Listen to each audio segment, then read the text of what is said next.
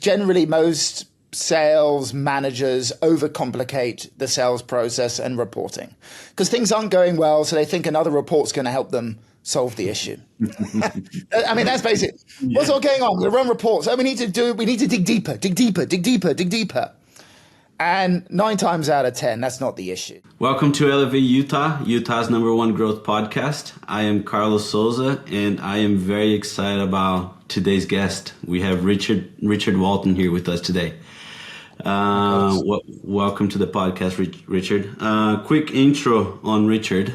He's the CEO and founder of Outsell, a marketing and sales agency that specializes in working with founder-led B2B companies with an average contract of above $25,000. Richard is a highly experienced entrepreneur who has built and scaled a number of $10 million plus companies over the last 25 years. He speaks frequently on the topic of sales and B2B marketing and is a father of 4 children. Richard attributes most of his success to outselling his competitors and using sales feedback as a way to provide insights to marketing, product development, and strategy. Richard has also built and managed sales teams across five different industries, managed sales teams up to 55 in size, and many of them remotely. I have so many questions about that. And Richard understands what the role the sales department plays in any organization and how some small tweaks can have an immediate impact on the bottom line. Richard, super excited to have you here with us today. I just have so many questions just based on that intro that you sent me. But I'd love to start just getting to know you a little bit better. Can you tell the audience a little bit about your background, where you were born, how you were raised? Just tell us a little bit about your upbringing. Sure. Hi, Carlos. Yeah, thanks. So I was born in the UK. I'm the oldest of 5 children. My dad was a serial entrepreneur. I caught the bug very early on. I think I started my first business when I was about 12. It was called Flog a Log. And we would go around selling, we got chunks of wood and we'd drill a hole in it, stick a candle in and cover it in silver paint, and we'd sell them for Christmas, door to door. They were kind of Christmas decorations. I think to this day, that product has got the highest margin of anything I've ever done in my whole life. I should just go back to that right now. So I've actually never said that before on a podcast. It only just came to me right now. So there you can go. You can guess by my intro. You can guess what I'm passionate about, which is selling. And I guess I learned that at a very young age. When I was 21, I moved to Central America and actually started my first business on an island off the coast of Honduras called Roatan. And it was a study abroad program, so we brought young people to work alongside NGOs to study marine conservation. And I am still a shareholder in that business today. That grew pretty fast over the next 5 to 6 years. And that's how I kind of cut my teeth as an entrepreneur. I've got to be honest with you, I got pretty lucky. I launched a business that became the industry became really sexy about 3 years later. I mean, you couldn't help but grow. It was that. So I think that was a really good, very lucky introduction to entrepreneurship. And what was that product? It's called GVI, and it's still around today. You can look it up. So essentially, it takes groups of young people overseas to work on environmental and community development projects for which they get academic credit. We also take a lot of kind of university and high school groups as well. I stepped down from that operationally 15 years ago, and I'm now just a shareholder in the business. I met my wife on that island and we got married pretty young, around the age of 24, 25, moved back to the UK to try and live a normal life, which didn't really suit my wanderlust. And then we moved actually to quite a remote part of Costa Rica with a 4-month-old where we lived for the next 10 years, had 3 more kids. Yeah, I mean, we had a great time. I was traveling the world, setting up what we call bases for GVI. In that time, started another company called Bushwise, which was a field guide training school in South Africa. So, you know, the guys who take you out on safari, the Indiana Jones types. So we have a school in South Africa that trains them. We're the largest school in Southern Africa. And then I moved to South Africa about 12 years ago, and I started a outsourcing business. We were supplying virtual assistants to small businesses in the UK. Quite funny, actually. I spent about 4 years telling everybody why remote employees were a good thing. And before COVID, I think we had a team of about 24 staff. And it was it's quite a hard sell. It's weird thinking that today, right? But it was quite a hard sell. And then suddenly COVID happened and the business grew from 24 people to 186 in 18 months. Wow. And it just exploded. It's kind of annoying, actually, because our competitive advantage was that we had remote employees, and our competitive advantage to staff was that, hey, Wyatt, you can work fractionally and you can work from home, which again was weird. And, you know, we could poach really good people. Of course, that doesn't work anymore. And then about 3 years ago, I stepped down from that company. 3 years ago, I started Outsell, which you introduced at the beginning. And I now divide my time between the UK and South Africa. And as I said before we started recording, I do spend a lot of time in the US. My wife is from the US, and a lot of my clients are there as well. Thanks for that background, Richard. I can tell that you're a good salesman by the fact that you have been able to move your wife with you to so many continents and countries. Because I've done the same, and it takes a lot of sales skills to convince them to do that. Yes. It's amazing. I think this is interview probably number 50 or 51. And the ratio of entrepreneurs who did door-to-door sales before they were 14 or 15 is probably like half of the people that we interviewed. Yeah, interesting. So actually yesterday we interviewed someone at midnight because they were in town just for a little bit. And again, he's a super successful real estate investor here in the central US. And again, he also did door-to-door when he was very young. So very interesting that you say that. Sorry, if we might jump in, it doesn't surprise me. Business is selling, and you know, it seems fairly obvious. It seems pretty weird that we're saying this out loud, but I'm saying it because it's quite bizarre to me. So I go in and help businesses with their, you know, sales process and B2B sales and things like that. But it's quite extraordinary to me about how many founders don't like sales and don't want to get involved with it. But for me, that's the core of any business. You know, I'm not a big believer in build it and they will come, unless you've, you know, suddenly raised $50 million. That isn't going to happen. Yeah. You know, that doesn't work. If you don't know how you're going to acquire customers and how you're going to sell to them and sell to them better than the competition, you haven't got a business. So, you know, cutting your teeth in that hardcore environment of door-to-door sales, there's no better place. You know, you learn a lot then. Yeah, I love that. And you're totally right. We interviewed the founder of one of the biggest VCs of Utah. And we asked him the question. That episode's coming out later this month. But we asked him, like, what is the ideal founder? Like, what's that you guys like to invest in? Yeah. Or what are some skill sets for the ideal, you know, founder/CEO? And then he said, you know, there's no right answer for that. They come in many shapes and forms, but there's one thing that if they don't have, they need to learn is to sell. And, you know, and you said it perfectly, but it's beyond just selling the product, right? It's selling the vision, selling the culture, selling your employees on working for you. So glad you pointed out. I was very intrigued by your email when I asked what is something that you're passionate about and that you would like to talk to, and then you said, let me remember. You said how technology. I'm gonna paraphrase it. So technology. I'm actually gonna go back and read that email. I think, because I think about this all the time, it was how technology can get in the way of sales Yes. leaders doing their job properly, and actually can get in the way of good salespeople, and actually bad salespeople can also hide behind it. Yes. And that hit home for me because last week I had a meeting.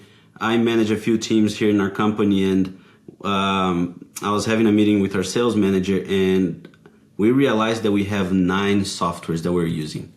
And when I looked at that, and I was like, it's gotten out of hand. Like, it's gotten to a point where our sales reps are just jumping from software to software to software all day.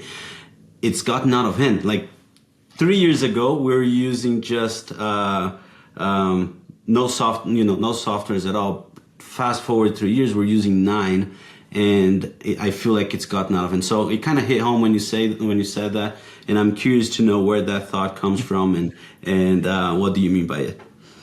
So we could literally spend the rest of the podcast talking about this because it's something I'm extremely passionate about.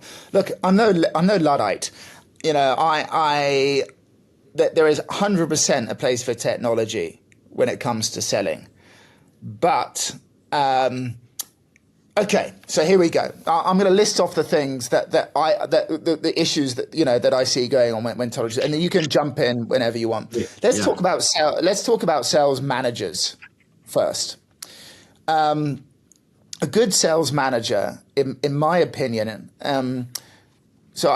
is someone who motivates the team constantly to do their job. But I find more and more that they spend a lot of their time staring at dashboards and fiddling around with dashboards. That is not a sales manager's job. That's not a sales leader's job. It's getting the team together to keep that energy high. In all my years of working with sales team, the biggest thing that can move the needle in terms of increasing a conversion rate is how your sales team is feeling. That's the number one thing. 100%. Someone's energy has an insane impact on their conversion rate. Do you know that Harvard Business School did a study, this was about 10 years ago, that showed that when people stand up on the phone when they're making sales, their conversion rate goes up 2.3%.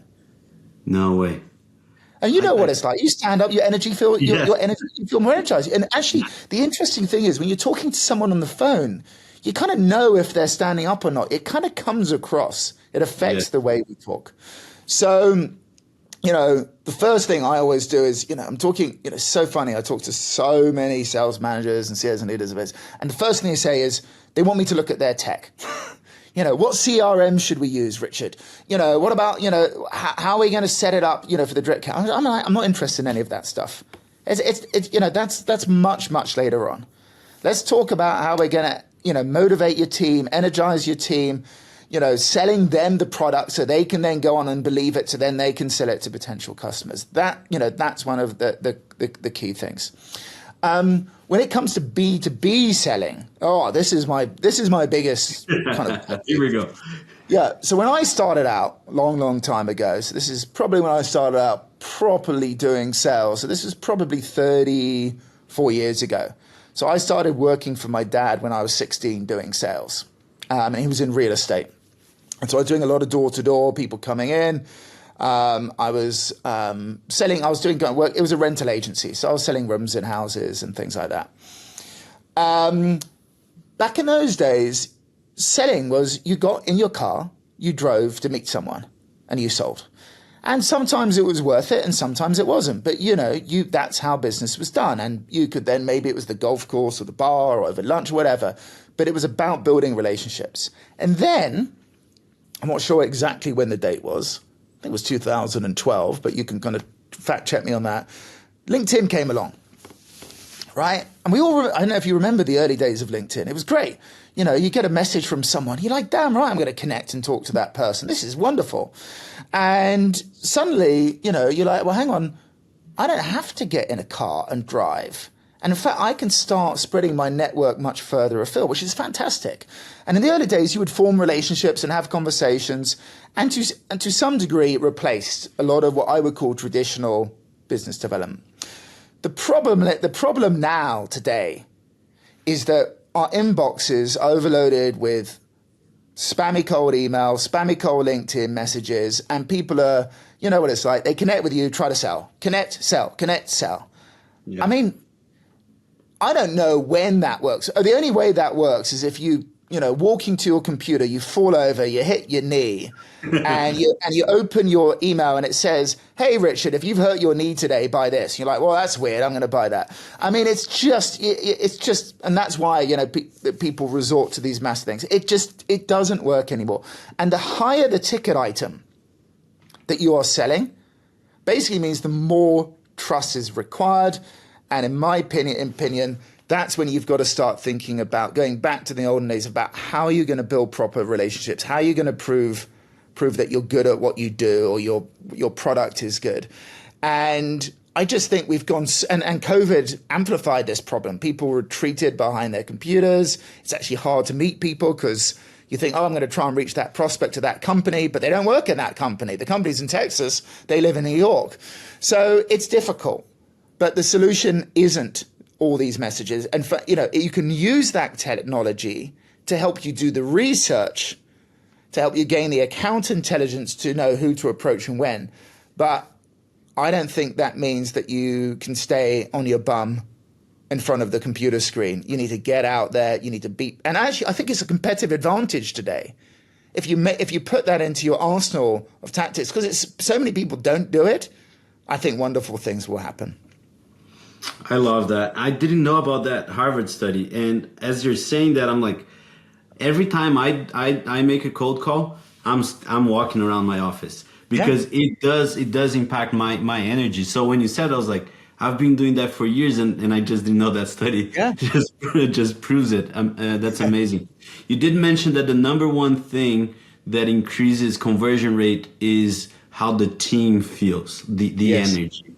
I want to dig into that a little bit more. And what are the things that you've seen are the best ways that sales managers can lift up the energy within a sales organization? Yeah. So there's a bunch of things. So the first thing, and to kind of, I spend a lot of time working with founders. So there's this. First of all, let me tell you a story which I think happens in most companies. Well, let me paint you a picture. So you're a founder of a business, you're really into product or tech, and you've built something, you're super happy with it, and you've been told by your VC that you've got to go out and sell. We were just chatting about that. So you try, but you don't really like it. You're much happier building something, and I get that. That's fine. So you start hiring salespeople, and it goes something like this. You spend a lot of money, you hire a salesperson, you go, "Hey, Carlos, welcome to the team. This is what we do. Here are a couple of Loom videos. Here's a manual. Go away and read that, and you can then go and sell from home." The founders, the executive team, they want to remove themselves as far as possible from sales. Most people don't like salespeople. Let's actually just call it out. And it's, they kind of put the sales team to the side in kind of a back room. Quite often I'll walk into a company. I'm like, "So where's the sales team?" "Oh, they're over there in the back," or "They all work from home." That's another one. So here are a couple of things that I would strongly suggest is that if you're the founder of the company, you need to keep the sales team really, really close. Really close. They feed off your energy. And why is that important? Because they need to believe in the product or service like you do. Because if they're going to go out and sell it, they really, really need to feel that it is as good as you believe it is, why you built it, the problems that it can solve. And you as a visionary, you need to keep selling that vision to the sales team. So I'm a big advocate of not letting salespeople work from home, actually. And I'm a big advocate of keeping them super close to the product and to the visionary. So I think that can really, really help. Putting them in a back room or letting them work from home is a surefire way to suck their energy. Second thing, again, I can go on and on for this. So I'm only going to give a few things. Is the HubSpot did a study that said, I think it's 66% of salespeople spend their time on administrative tasks. 66%. I can tell you right now that the easiest way to demotivate a salesperson is to get them to do admin stuff. Salespeople, a great salesperson is the worst person at administration. Yeah. The very worst. And in fact, if you're lucky enough to find an A-player salesperson and you get them to do admin, I will guarantee you they'll leave. It's a complete waste of their time. So don't have your salespeople doing administrative stuff. And I'm talking, for me, anything that is not talking to people, anything outside of that, get off them, take away from them. Let them sell. And it's quite funny when I start working with companies, they'll say, Richard, we need to hire more salespeople. And I start looking at their team and I'm like, no. You don't need to hire more salespeople. You could actually get away with less because your salespeople are wasting so much time on administrative stuff. So you can solve those solutions, yes, with tech, and you can solve it with, back office support for your salespeople, almost assistance to your salespeople. And then the third thing, and we're getting much more into what I would class as kind of very traditional kind of people motivation things, but recognizing the sales team, giving them that kind of public recognition. Salespeople really thrive off that. Letting your salespeople get really close to the product successes and the customer successes. So making them part of the account management team so they can be, part of that kind of discussion, because they need to believe it, but they also want to, hear back from the customers about how wonderful your product or service is. Those are a few small things, but there's tons of little things that you can do to. But I guess the only other thing I would say is it requires constant attention. I had this client, I think it was based in New York, and his sales team was in Chicago because they were that's where all his business was. And he said, Richard, I don't get it. Every month I fly to Chicago, I spend a week with the sales team, their conversion rates go up. About 4 days after I leave, they start going down again. And then I go there and they go up again. I said, you really don't need me. you have your answer.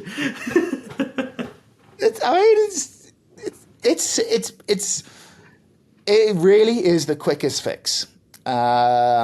If you've got a sales problem, if every time I've run a business that has been in trouble, and as an entrepreneur we've all been there, the first thing I do is throw myself into the sales department. Very first thing, I start picking up the phone, leading from the front, taking sales calls, talking to the customers, finding out what's going on, lead from example, energizing the team. It's the quickest way, in my opinion, to start putting more money in your bank account.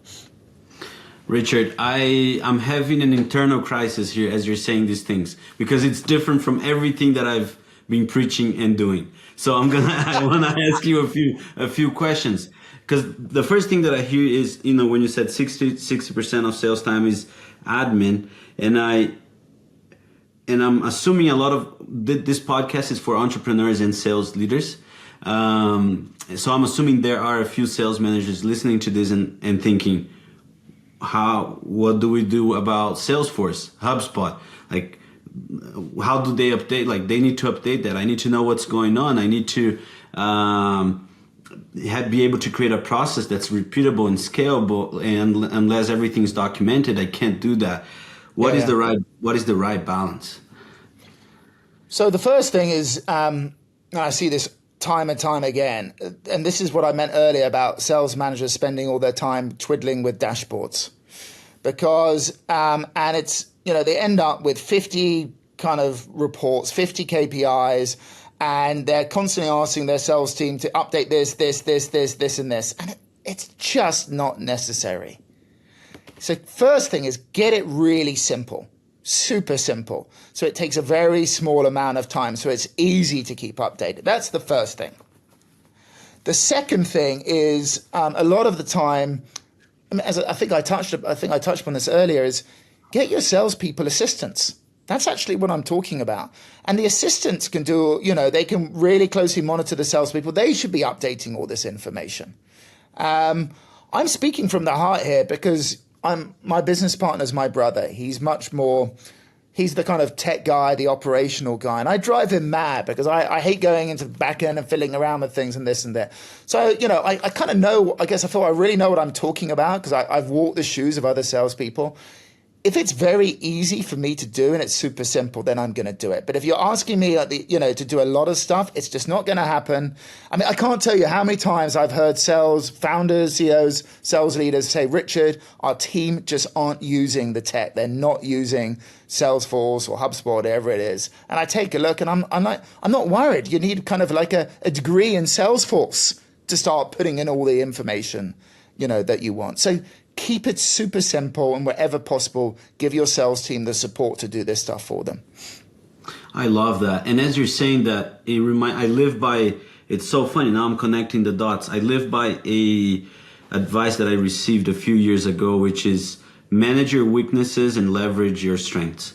Learn how to do that. And that's what you're saying is literally that, usually a good salesperson, their weakness will be filling out reports. Always. And their strength is connecting with people and being on the road and being surrounded by people. So it's by simplifying it, and let me know if I'm understanding this correctly, you're literally doing that. You're letting them just, managing their weaknesses and leverage their strengths, which Absolutely. is to be surrounded with people. Exactly. And that's what you want. That's what you're hiring them to do, right? Let them go out there and do their job. Yeah. Can you tell me a little bit more about that simplification? What does that look like? Well, that's very dependent upon each particular business. And essentially, it's about,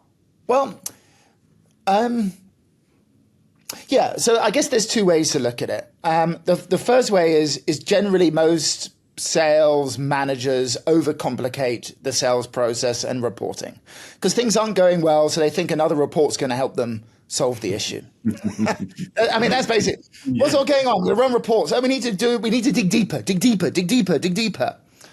And 9 times out of 10, that's not the issue. 9 times out of 10, your sales team is not motivated because of the things we've talked about, because of doing the reports, because they got too much admin. They're like, well, I can't do my job because you asked me to fill in 10 reports a day. Well, let's have another report to find out why you can't do it. I mean, it's just, it's insane. But I do find that there's a tendency to overcomplicate a lot of sales processes. And I do think, if we talk about a typical kind of process, a lead comes in, it's qualified, there's a discovery call, it's qualified, it either goes back to marketing or, it goes into a drip campaign, then there's some pitch preparation, and then there's a pitch and so on. I think a lot of those stages can also be owned by people other than the sales team. So if you think, if you think about it, your sales team should be just purely focused perhaps on the discovery call for the best qualified leads and obviously the main pitch. The rest of the stuff can be done by other people. So I think it's having a very clear, simple process and then working out who's accountable for each of those steps. And the bits that aren't to do with talking to people should be done by someone else. So that's the way that I normally look at it. I also quite often find, and actually I have a client at the moment based in California. I mean, they're getting hundreds of leads every month, and they're selling big ticket items, average contract value in the millions of dollars. But the sales team, the leads are just so top of funnel that, there's no way any of these are going to convert for 2 or 3 years. So I think that the issue actually is the link between marketing and sales, where marketing is expecting sales to do a lot of the qualification. And generally, I think this causes that's also, by the way, if you want to talk about how to demotivate a sales team, just start giving them a ton of leads that they know aren't going to convert, or a very, very top of funnel. Again, that could be done by someone else. And that could be a mixture of technology and sales support people who are better qualifying those leads. So again, the first thing I always do when I work with companies is simplify. Let's get it down to its basics, and then we can build upon that if we want to. Hopefully that answers your question. That answers my question. One of the most peaceful pieces of advice I've ever received was reduce and simplify. It just sounds so peaceful, and we do miss the mark a ton in sales. Yeah. So let me make sure I understand. So you did mention you talked about outsourcing tasks that don't need sales expertise. So you need your salespeople closing those deals, and in talking to the qualified potential customers, and doing the pitch, and then everything else from that you outsource to either people or technology. I'm a big fan of a software called Gong that records every call that we do and meeting, and it plugs into our CRM, so we don't need to do any of that. So a mix of that, of outsourcing the tasks that don't need sales expertise, and improving the top of the funnel to generate better leads, to keep the salespeople spending their time on the right things. Is that things you're saying? Yeah, absolutely. And I consult across B2C and B2B. I guess my area of expertise is in B2B and selling higher ticket items. And I think this is the higher the average contract value, the closer the alignment there has to be between marketing and sales. And I think this is where I also see a lot of issues is, well, here's a funny story. So when I started out 20 years ago, when I started out longer than that, but when I started kind of moving up the ladder and I was kind of in charge of teams and things like that, you would have sales and marketing directors, right? It was seen as one department. And then what happened is marketing became cool. And everyone in marketing started growing beards, right, and sitting around. And they didn't want to be associated with sales. They hated sales. So there was like this massive split, and this is a massive problem. It's less of a problem in B2C selling low ticket items, but it's a major problem that the high the average contract value in B2B, because it's one department. I mean, it's really hard to know where marketing stops and finishes.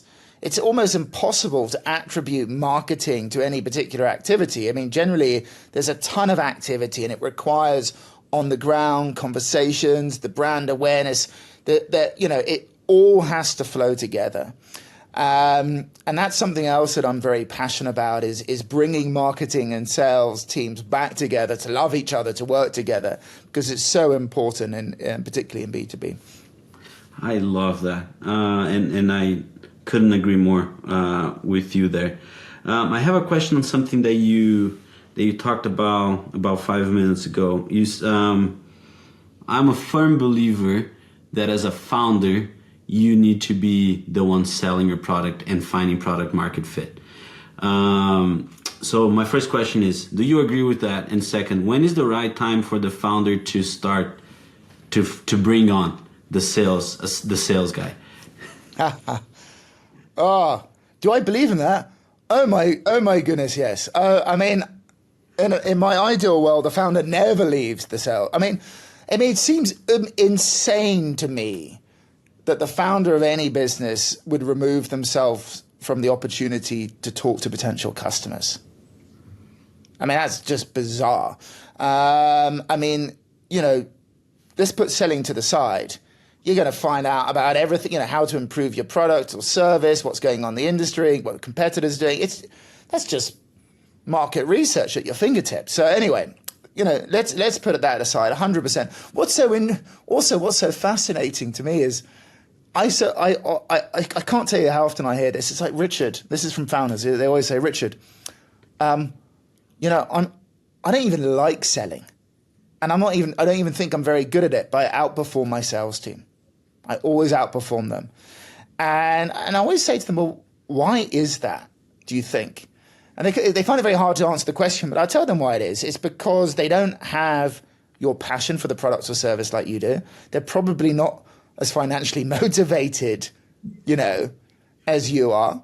And so, those are things that you can think about when you're starting to build your sales team. But yeah, 100% yes. So to answer your second question, so this is hard and is probably the biggest problem or issue that people have had when I start speaking to them. I cannot tell you how many times people have said, I hired a business development manager It was an absolute huge waste of money. I lost hundreds of thousands of dollars. They stayed for 9 months, then I let them go. And normally the issue is that the founder will bring them in because they have a sales problem and they think a business development manager will solve it. And in fact, that's extremely unlikely because a founder has probably built the business to where they are off their existing network more often than not. And you bring in someone else, unless they have a proven network in the market that you are targeting, it's going to take them a very long time to build up their network. Very, very long time. So there's no surprise that actually you're going to go backwards. Now, the exception here is if you are lucky enough to find someone and you can do your due diligence that they do have their network and the established relationships, that's worth its weight in gold. That's 100%. That's the only way that I know that's going to shorten a sales cycle. But that person, if that salesperson exists, they're going to know their value, and they're going to make you pay for it big time. I've done a few kind of things like this with clients before, but it's great. That's a kind of, I wouldn't say it's guaranteed success, but it's the easiest way to get to success. But it's very expensive.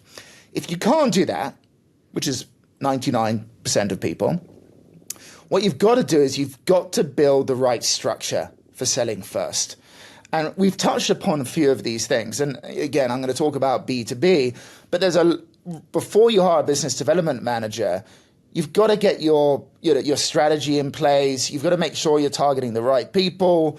You've got to have I think the common term is sales development reps. We prefer prospect relationship manager.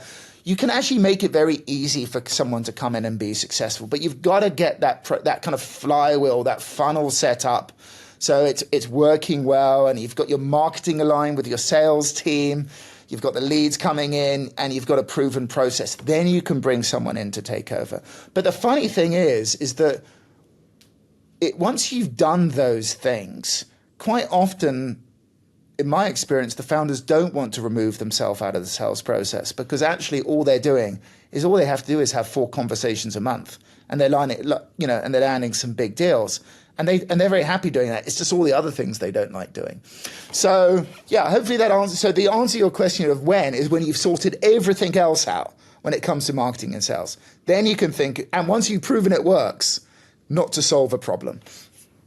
I love that. Richard, you said something that helped answer one of the questions that I'm going through right now. And you didn't directly answer that question, but you said, the reason, well, I'm going to paraphrase you, but the reason why it's hard to, the founders are getting a better conversion rate or they're selling more is because they are passionate about the product and they're financially aligned. And I heard this quote not too long ago, actually, from Court, the co-host on the podcast. Said, if you help your people see what you see and do what you do, they're gonna get what you get. In terms of that passion for the product, doing the things that you do, and then financially align them so they get what you get. And that is the way to kind of going back, kind of full circle right now. Another way to boost morale and energy and having people aligned, right? The sales organization aligned. Yeah. As I think we said at the beginning of the conversation, in my opinion, it's the first thing that anyone should look at if they're worried about the performance of their sales team. There is always room to improve the energy and the motivation of your sales team. And more often than not, that should come from the founder, the visionary. As you said, I think, I can't remember if it was before we started chatting, as a founder, you're not just potentially selling to new customers to get your business off the ground. You've got to sell constantly to your team. You're selling your vision, and while you're making a difference constantly, it never ends. You're selling in interviews, right? You're trying to hire top talent. You're selling in interviews. You're selling to your investors. You're constantly selling. But you can't take your finger off the importance of selling to your sales team, because they have to really, they're like Energizer Bunnies, salespeople. You need to constantly recharge them. And they need to run out there. They want to be proud of what they're selling. Some people, I'm sure there's some unscrupulous, amazing salespeople out there. I'm sure let's face it, they're in a lot of Netflix TV shows, right? But actually, most good salespeople are not like that. And so my outlook on selling is that you drop the selling, you want to start thinking about how you can help people. And the best salespeople, the most successful people, go with that attitude. Now, if you believe in that, as I do passionately, then you've got to believe in your product or service, that it's going to make a real difference and help that person. Otherwise, you're going to be insincere. Otherwise, it's not going to come across, you're not going to be authentic, and people can spot inauthenticity a mile away. They can smell from a mile away. There's a book by Grant Cardone, Sell or Be Sold. It's literally that. If you're not sold on what you have, you're not going to sell. Sell or be sold. Richard, I've loved every single part of this conversation. I have two more questions for you, if that's okay. First one is, I'd love for you to talk a little bit more about how, there's sales managers listening to this podcast. How can they get a hold of you and your services? If you can just kind of sell your product here to the audience a little bit, and then just a way for us, at Elevate Utah to give back to you as well. I would love for you to take a moment just to advertise your services, and then once you answer that, I have one more question to go back to more to a personal. Sure. Okay. Well, thank you for the opportunity. I appreciate it. So the first thing is I'm very active on LinkedIn. So I'd encourage people to come and follow me there. So it's Richard Walton Outsell. It will come up and you can follow me there. I think the best way to engage with me is to test me out.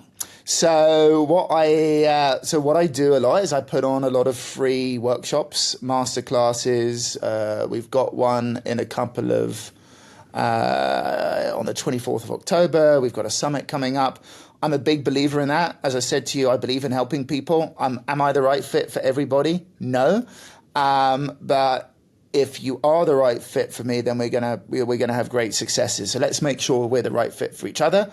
So come and see what I'm about, get to know me, we can have a chat, and I think that's the best way to start off any relationship. Lovely. I'm actually planning on being there on October 24th in your next sales masterclass. I'm looking forward to that. This has been very insightful. My last question for you, and we asked every guest this question. You've obviously worked with hundreds of people. I read one thing that I love to do every time that we're going to interview a guest is, I go through their LinkedIn and I read comments that people have made about their leadership and people that have actually worked with you and what they say about your work. And there was a lot of questions. There were a lot of comments about thinking outside the box. I think I actually read 3 or 4 comments that said Richard is an outside of the box thinker, leader. So my question for you is, as I'm going through your LinkedIn, you obviously have accomplished a lot. You've worked with hundreds of people, and you have been quite successful in in a lot of your ventures and projects. I don't put the failures on my LinkedIn profile. No one does. there are quite a few. But probably those are the reason why you had also, right? So many successful stories. I'd love to hear from you. What is the best piece of advice you've ever received, and what advice you would give your 25-year-old self? It's probably the same thing, actually. I think. Let me see if I get this right. You are not who you think you are, but you are destined to be what you think you are. I think I took this from the Sam Harris Waking Up. So I hope I got that right. If not, we can maybe redo that again. So it's not who Yeah, I can. Let me. I know we can edit this in, Yes. but I'm a very big believer. But I think young people are so caught up in their mind. They're kind of constantly thinking. As I've got older, I've learned to quieten my mind. I like to meditate. I like to keep myself very fit and healthy, and we can get caught up in all the noise. And you talked about thinking outside of the box, and I think this is what made me think about it, is that to think outside of the box for me is having a peaceful mind, is having clarity. I spend a lot of time in nature. I'm a big surfer, and I have a lot of these kind of ideas when I'm in those moments. It's hard to think outside the box when you're staring at Slack or Zoom or Outlook, and so yeah, I think making sure that you take time to have those reflectful moments is really, really important to me. I love that. You need to, if you ever make it out to Utah, let me know. I need to take you on a hike. There's some beautiful nature around here. Richard, yeah, I'd love to take you out. Richard, this has been an amazing conversation. Anything that you wish I would have asked? Any other comments? No, I've really enjoyed it. It's flown by. It's been it's sped by, and so thank you so much for the opportunity. I hope we get to meet in person in the future. I'm sure we may, perhaps through an EO event, if I'm not in Utah. Amazing, Richard. Really nice meeting you. I'm looking forward to meeting again, and thank you so much for your time. Thanks, Carlos. Cheers.